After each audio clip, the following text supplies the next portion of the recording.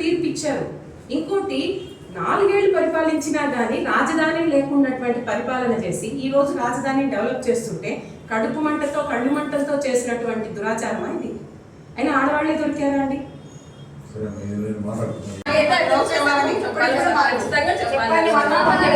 భారతదేశంలో మరీ ముఖ్యంగా చెప్పాలంటే ఎప్పుడు కూడా మనకు ఒక నానుడి ఉంది, ఎత్ర నార్యంతు పూజ్యంతే రమంతే తత్ర దేవత అని.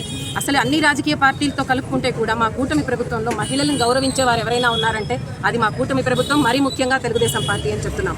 కానీ ఈరోజు ప్రజలు ఇచ్చిన తీర్పుని కూడా ధిక్కరించి 11 సీట్లు వచ్చినా కూడా వాళ్ళకి ఇంకా బుద్ధి రాకుండా అమరావతి అంటే ఒక దేవాలయంతో సమానంగా ఉండేటువంటి రాజధాని ఏరియాలని ఇంత అరాచకంగా అమానుషంగా ఆడవాళ్లను కించపరిచి మాట్లాడడం అనేది దురాగతము, దుశ్చర్య. ఇట్లాంటి ఒకటైతే గుర్తుపెట్టుకోవాలి, మహిళల జోలికి వచ్చిన వాళ్ళు ఎవరు కూడా మట్టి కొట్టుకుపోతారనేది నానుడి, ముందుకి రారు. దయచేసి మరొకసారి ఎప్పుడు కూడా ఈ వైసీపీ ప్రభుత్వం వాళ్ళు చేసే అక్కడ సాక్షి ఛానల్ అంటేనే అబద్ధపు సాక్ష్యం అని చెప్పేసి అందరికీ తెలుసు. ఇటువంటి మాటలు ముందు మాట్లాడేటప్పుడు ఫస్ట్ ఎంకరేజ్ చేసి తర్వాత మేము క్షమాపణ అది ఇది అంటే కుదరదు. ఖచ్చితంగా క్షమాపణ కాదు, కఠిన చర్య తీసుకోవాలని చెప్పేసి మేము విజ్ఞప్తి చేసుకుంటున్నాము. ఇప్పుడే ఇక్కడ స్టేషన్లో కూడా మేము మెమరాండం ఇచ్చొచ్చాము. మా మహిళలందరి తరపున కూడా ఇక్కడ ఎన్ఎండి ఆఫీస్ నుంచి మేము ఇక్కడ కోరుకునేది ఏంటంటే మా ఎన్ఎండి ఫరూక్ సార్ గారి ఆదేశాల మేరకు మరియు ఫిరోజ్ అన్న, ఫయాజ్ అన్న గారి ఆదేశాల మేరకు మా తెలుగు మహిళలమంతా కూడా కలిసి వచ్చి ముక్తకంఠంతో మేము చెప్పేది ఏంటంటే మహిళని గౌరవించడం నేర్చుకోవాలా వైసీపీ ప్రభుత్వం, లేకపోతే చాలా కఠినంగా వాళ్ళు బలైపోతారని చెప్పి మేము విన్నవించుకుంటున్నాము. కఠినంగా శిక్షించాలి వాళ్ళని అనేది కూడా తెలియజేసుకున్నాం. ముందుగా నంద్యాల ప్రజలందరికీ నా నమస్కారాలు తెలియజేస్తున్నాను. నంద్యాల నియోజకవర్గ మంత్రివర్యులు ఎన్ఎండి ఫరూక్ గారి ఆదేశాల మేరకు ఈరోజు మేము 1 టౌన్ సిఐ గారికి సాక్షిలో అసభ్యకరమైన వ్యాఖ్యలు చేసిన కొమ్మినేని మరియు కృష్ణమరాజుల మీద కేసు బుక్ చేసి వాళ్ళపైన కఠినమైన చర్యలు తీసుకోవాలని మేము ఈరోజు సిఐ గారికి లెటర్ ఇవ్వడం జరిగింది. ఏదైనా ఉంటే చూసుకోవాలి, రాజకీయంగా మాట్లాడాలి, కానీ ఇలా స్త్రీలను కించపరుస్తూ మాట్లాడడం అనేది చాలా తప్పు. మీ ఇంట్లో కూడా ఒక అమ్మ, చెల్లి ఎంత చూసుకున్నా స్త్రీలే ఉంటారు, కానీ మీరు ఇలా మాట్లాడడం అనేది చాలా తప్పు. మిమ్మల్ని ఖచ్చితంగా శిక్షించాలని నేను కోరుకుంటున్నాను. అంతేకాకుండా గతంలో అసెంబ్లీలో చంద్రబాబు నాయుడు గారి వైఫ్ గురించి అసభ్యకరంగా మాట్లాడారు. ఈరోజు పార్టీకి పుట్టగతులు లేకుండా 11 సీట్లకి గెలిపించారు.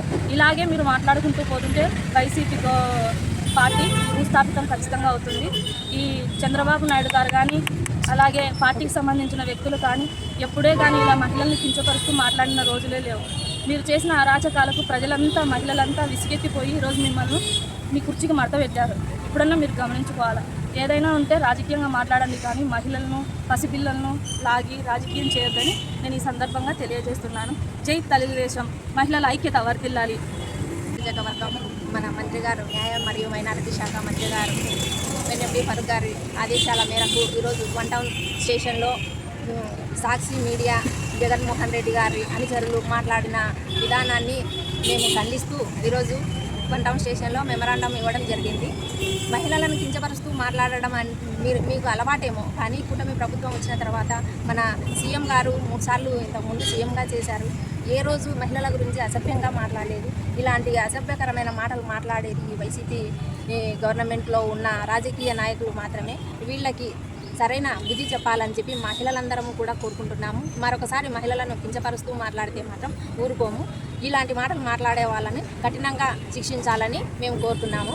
లైక్ చేయండి, షేర్ చేయండి, సబ్స్క్రైబ్ చేయండి. రెగ్యులర్ నోటిఫికేషన్స్ కోసం బెల్ బటన్ని ప్రెస్ చేయండి.